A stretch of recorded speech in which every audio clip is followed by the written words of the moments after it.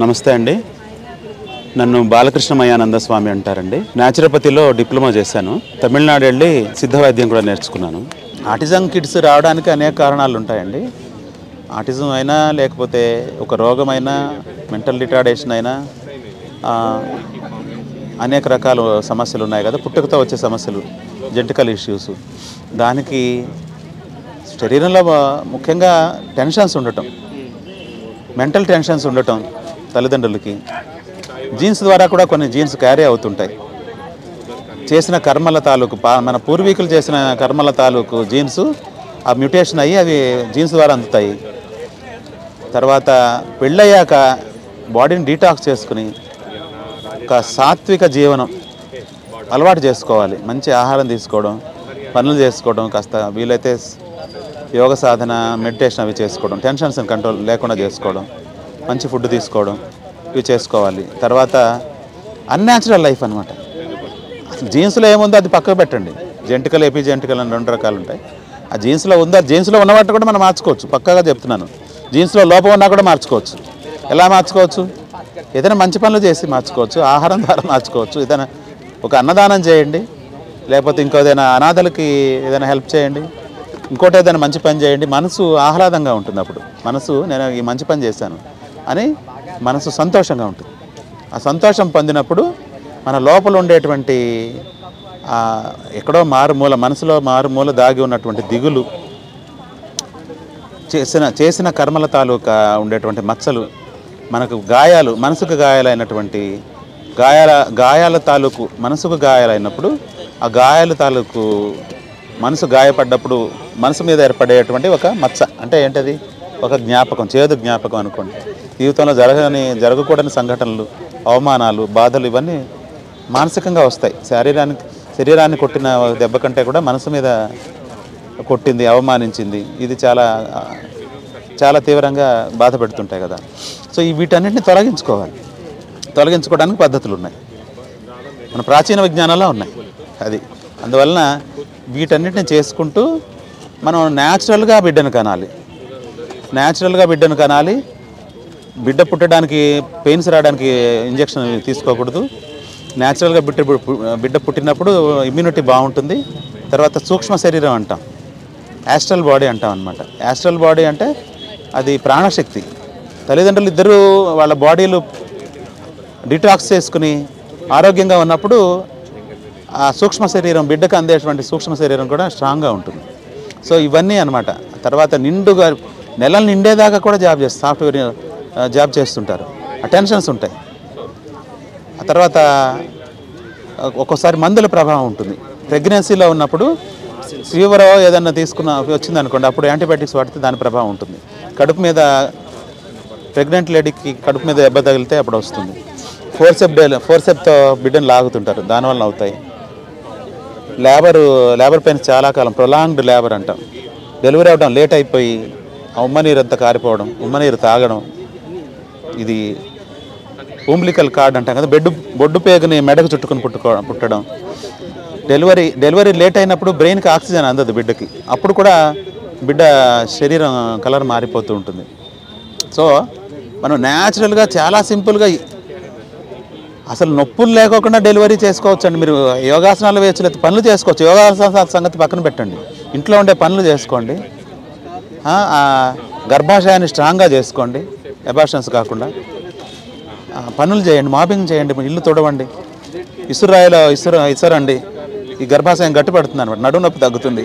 ఈ పనులు మనిషి శరీరం సుకుమారంగా పెంచడానికి కాదండి ఉంది. మనిషి అన్ని పనులు చేసుకోవడానికి మాత్రమే. పనులు చేసుకున్నప్పుడే ప్రకృతిబద్ధమైన జీవనం గడుపుతూ అన్ని పనులు చేసుకున్నప్పుడు ఆరోగ్యంగా ఉంటాం.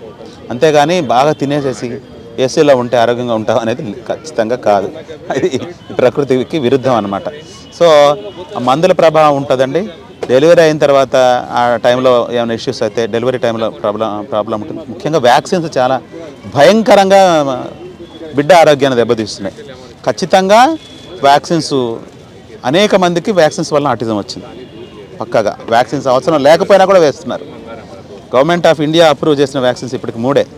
మిగతావన్నీ కూడా హాస్పిటల్స్, డాక్టర్స్ ఓన్లీ డబ్బుల కోసం పిల్లల మీద వేస్తున్నారు. అంటే పిల్లలకి నోరు లేదు కాబట్టి వాళ్ళు చెప్పలేరు కాబట్టి. నేను చూశాను వందల మంది పిల్లల్ని కోల్డ్ డ్రాప్స్ ఇచ్చిన తర్వాత డల్ అయిపోతారు, 1 మంత్ డల్ అయిపోతారు, శూన్యంలోకి చూస్తూ ఉంటారు. అలాగే డల్గా బాగా యాక్టివ్గా ఉండి చేతులు కాళ్ళు ఆడించి కేరింతలు కొట్టే బిడ్డ కూడా డల్ అయిపోతాడు ఉంటాడు అన్నమాట.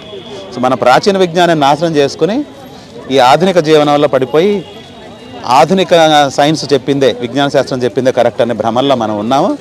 ఆధునికంగా వచ్చినటువంటి సైన్స్ టెక్నాలజీ ఇదంతా లాంగ్ రన్లో పర్యావరణం మీద కానీ ప్రజల ఆరోగ్యం మీద కానీ సస్టైనబిలిటీకి ఎలా డ్యామేజ్ చేస్తుందనే ఆలోచన లేకోకుండా మనం వెర్రి తలలు వింత పోగడలు పోయింది. దాని పర్యవసానంగానే ఇవన్నీ సంభవిస్తున్నాయి. వ్యాక్సిన్స్ ఎట్టి పరిస్థితుల్లోనూ వేయించకూడదు. బిడ్డను కనడానికి ముందే తల్లిదండ్రులు బాడీని మైండ్ని వీటన్నిటిని ప్రిపేర్ చేసుకోవాలి, ముందు శుద్ధి చేసుకోవాలి, బాడీని డీటాక్స్ చేసుకోవాలి, న్యూట్రిషనల్ డెఫిషియన్సీ లేకుండా చూసుకోవాలి, మంచి ఆహారం తీసుకోవాలి, ఇవన్నీ చేయాలన్నమాట. తర్వాత యాంటీబయాటిక్స్ వలన కూడా ఫీవర్స్ వచ్చి ఆటిజం వచ్చిన వాళ్ళు ఉన్నారు. హై ఫీవర్ రావడం, బ్రెయిన్ డ్యామేజ్ అవ్వడం, హై ఫీవర్లో ఫిట్స్ రావడం, ఫీవర్లో ఇచ్చిన యాంటీబయాటిక్స్ వలన కూడా మళ్ళీ గట్టంతా డ్యామేజ్ అయిపోవడం.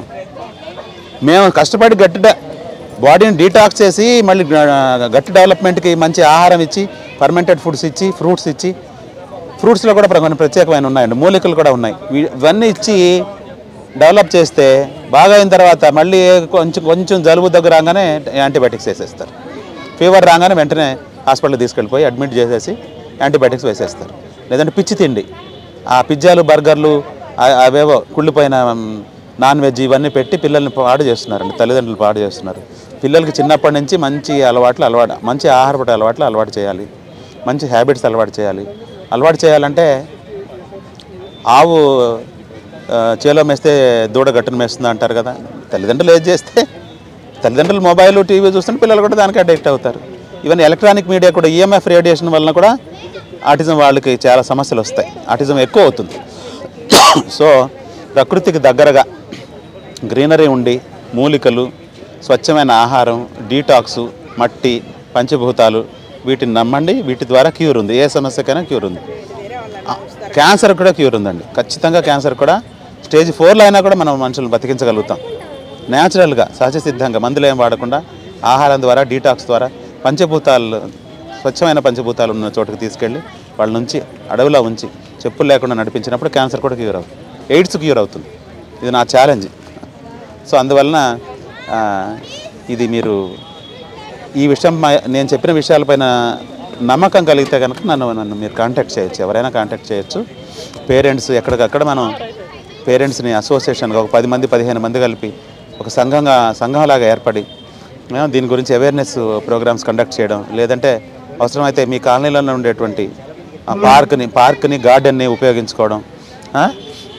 అక్కడికక్కడే అంటే ఒక స్కూల్కి పంపిస్తే 100 మంది వచ్చేస్తే ఎవరు ఏం చేయలేరు, కొద్దిమంది ఒక టీచరు 2, 3, 4 చేయగలుగుతారు. ఒక ఆటిజంకి తీసుకునే ట్రీట్మెంట్స్ కూడా అన్యాచురల్గా ఉంటున్నాయి. ట్రీట్మెంట్స్ పేరుతో ఒకసారి ఒక చిక్కారంటే పిండేస్తున్నారు. సరే డబ్బులు ఉన్న వాళ్ళు కట్టగలుగుతారు కానీ అది మీ ఇష్టం. కానీ అన్యాచురల్గా ఉండే ఏ మెడిసిన్ అయినా, అన్యాచురల్గా ఉండేటువంటి ఏ థెరపీ అయినా, ఏ ట్రీట్మెంట్ అయినా అది కరెక్ట్ కాదు. తాత్కాలికంగా కొంత ఇంప్రూవ్ అయినట్టు కనపడతారు, ఆ తర్వాత దానివల్ల డ్యామేజ్ ఎక్కువ ఉంటుంది. ప్రకృతిని నమ్మండి, ప్రాకృతిక జీవనాన్ని నమ్మండి, పంచభూతాలను నమ్మండి. ఫస్ట్ తల్లిదండ్రులు మారండి. మీరు పిల్లలతో పనిచేయడానికి, ఆటిజం పిల్లలతో పనిచేయడానికి మీరు సిద్ధంగా ఉంటే నేను సపోర్ట్ చేయను. అలాంటి వాళ్ళు ఇంకొంతమంది ఉన్నారు, మేము గైడ్ చేయగలుగుతాం, ట్రైనింగ్ ఇవ్వగలుగుతాం. అంతేగాని అందరినీ నా దగ్గరకు ఒకరి దగ్గరకు పంపించేసి మీరు డెవలప్ చేయండి అంటే అది సాధ్యమయ్యే పని కాదండి. నాకు నేను చెప్పిన విషయాల మీద నమ్మకం కలిగితే కనుక నాకు మీరు మాట్లాడవచ్చు. వాట్సాప్లో ఫోన్ నేను జనరల్గా లిఫ్ట్ చేయడం కష్టం అవుతుంది, నాకు 100 మంది ఫోన్లు చేస్తుంటారు. వాట్సాప్లో మెసేజ్ పెడితే నేను వితిన్ 24 hours రెస్పాండ్ అవుతానండి. నా నంబర్ నోట్ చేసుకోండి, 94905896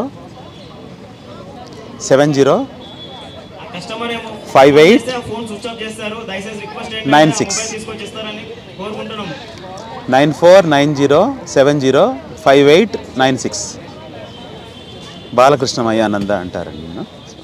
మరిన్ని అప్డేట్స్ కోసం బ్యాక్ టు రూట్స్ యూట్యూబ్ ఛానల్ని సబ్స్క్రైబ్ చేసుకోండి.